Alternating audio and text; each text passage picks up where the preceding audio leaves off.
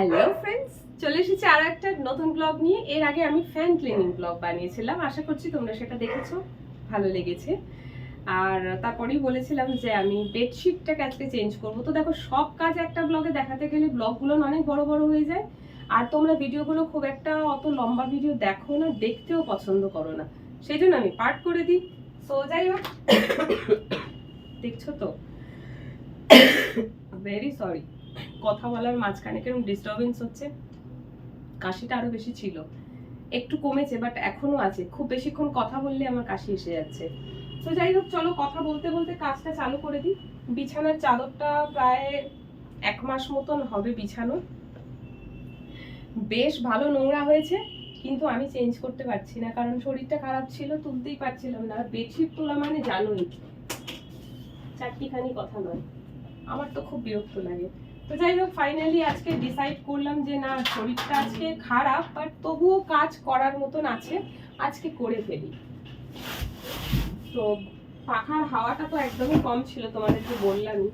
পাখার হাওয়াটাকে ঠিক করার জন্য পাখাটাকে ক্লিন করলাম আজকে, হয়ে গেল। এবারে ফ্যানের হাওয়াটা নিয়ে আর কোনো মুশকিল হবে না। চলো এবার একটুখানি বিছানাটা ঝেড়ে দিই, কারণ চাদর তুললেই এগুলো ছাড়াছড়ি হয়, আদারওয়াইজ হয় না।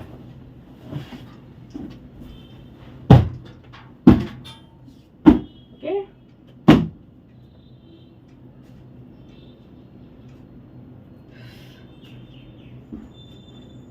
আর এই বিছানার চাদর ফাদর নোংরা হলে না, আমার ওই বিছানায় শুতে একদম ভালো লাগে না, গা কুটকুট করে, কিরকম ঘেন ঘেন করে, গাটা ভালো লাগে না। তো কবে থেকে ভাবছি চাদরটা তুলবো, কিন্তু শরীর খারাপের জন্য হয়ে উঠছিল না।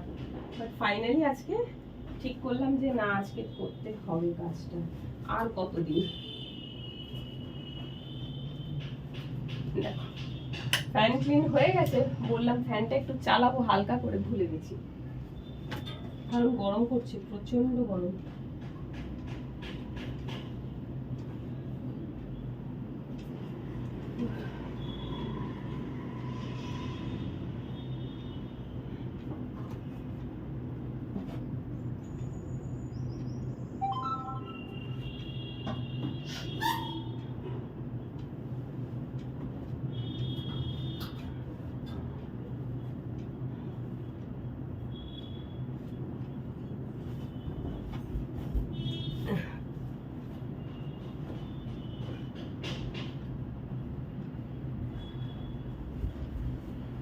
এত বড় বড় চাদর না, আমার ম্যাট্রেসের সাইজের চাদরই খুঁজে পাই না। আর চাদরগুলো হয় এত বড়, আর ওইদিকে স্পেস নেই, আমি বুঝতেও পারি না, খুব মুশকিল হয়। ওই জন্য আরো বেশি বিরক্ত লাগে, এই পাশটা তো যেতে পারি না।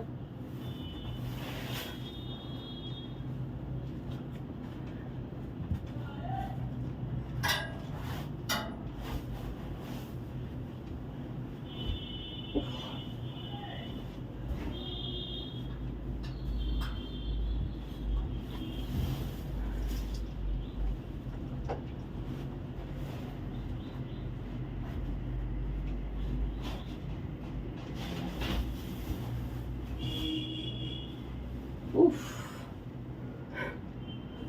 খুব বিরক্তিকর, একদম হচ্ছেই না। এত ছোট মানে জায়গা হয়ে গেছে না, এত ছোট জায়গার মধ্যে এত কিছু জিনিস অ্যারেঞ্জ করে রাখা যে কি মুশকিল।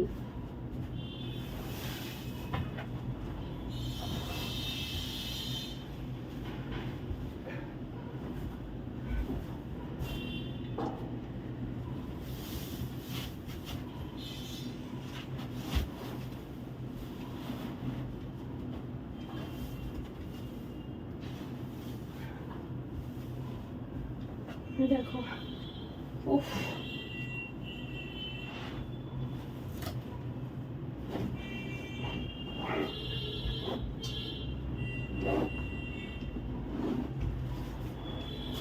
দেখছো কিভাবে কিভাবে চাদর বিছাতে হয় আমাকে। কারণ চাদরটাকে টাইট করে যদি না বিছানো হয়, তাহলে চাদর কি হবে না, একটা সময় পর ওই দিক থেকে নেমে এইদিকে চলে আসবে। সেই কারণে আর কি চাদরটাকে একটু ভালো করে বিছাতে হয়। এই ভালো করে বিছানোর পিছনে এত জ্বালা যন্ত্রণা সব সহ্য করতে হয়। উফ,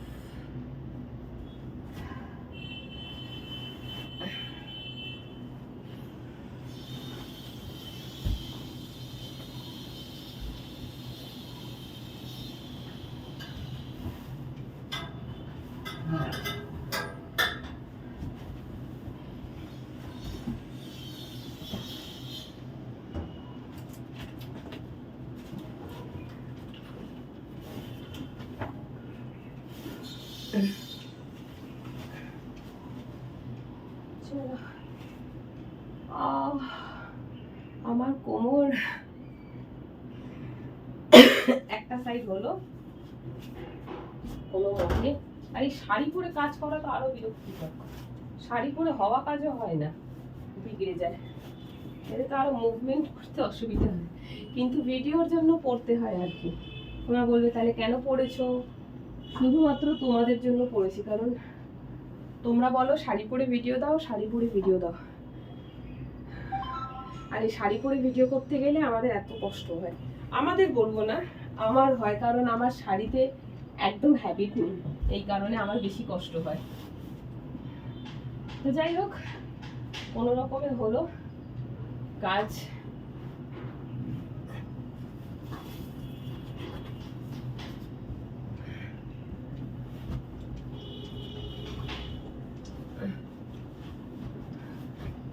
উফ,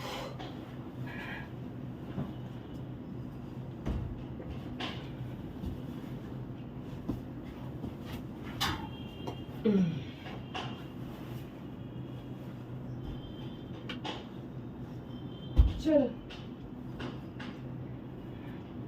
আজকে চাদরটা হয়েছে বিছানো, বাট ঠিক ঠিক ঠিকঠাক হলো না। কেন জানো? কারণ একদিকে গোজা বেশি হয়েছে, একদিকে কম হয়েছে। এই দিকটা বেশি ঝুলে গেছে, এই দিকটা ঠিকঠাক আছে।